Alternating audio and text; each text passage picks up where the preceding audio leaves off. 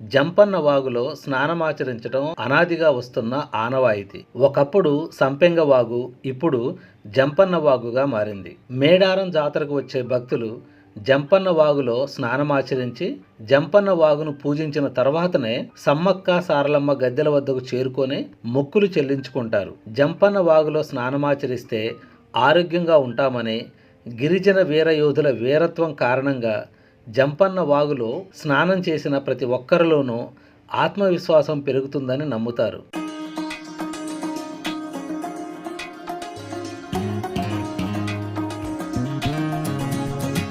తెలంగాణ సంస్కృతికి ప్రతీకగా నిలిచే మేడారం సమ్మక్క సారలమ్మ జాతర 2026 జనవరి 28 నుంచి 31 వరకు జరుగుతుంది. ములుగు జిల్లాలోని మేడారంలో జరిగే ఈ గిరిజన జాతరకు దేశం నలుమూలల నుంచి లక్షలాది మంది భక్తులు తరలివస్తారు.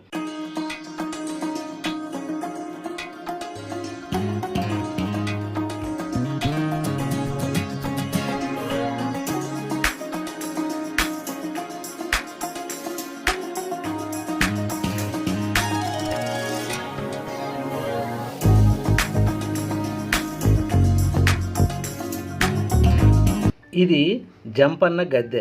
జంపన్న వాగు వద్ద ఒక పక్కన స్నాన ఘట్టాలపై జంపన్న గద్దె ఉంది. జంపన్న వాగు అవతలి భాగంలోని స్నాన ఘట్టాల వద్ద నాగులమ్మ గద్దె ఉంది. జంపన్న వాగులో స్నానాలు ఆచరించిన భక్తులు నాగులమ్మకు కూడా పూజలు నిర్వహిస్తుంటారు. కాకతీయ రాజులకు సామంతరాజుగా ఉన్న మేడారం రాజు పగిడిద్ద రాజు మేడారంలో వచ్చిన కరువు కాటకాలతో కప్పం కట్టలేక కాకతీయ రాజులకు ఎదురుతిరిగాడు. ఫలితంగా కాకతీయ రాజులు మేడారం రాజ్యంపై యుద్ధం ప్రకటించారు. పగిడిద్దరాజు కుటుంబం పగిడిద్దరాజు భార్య సమ్మక్క, సమ్మక్క కుమార్తె సారలమ్మ, సారలమ్మ భర్త గోవిందరాజులు, మరో కుమార్తె నాగులమ్మ, సమ్మక్క కుమారుడు జంపన్న కాకతీయ రాజులతో జరిగిన యుద్ధంలో వీరోచితంగా పోరాడారు. యుద్ధంలో పగిడిద్దరాజు, గోవిందరాజు, నాగులమ్మలను కాకతీయ సేనలు వెన్నుపోటు పడవటంతో మృతి చెందుతారు.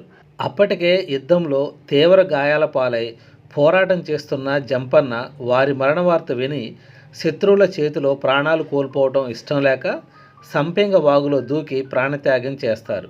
ఆనాడు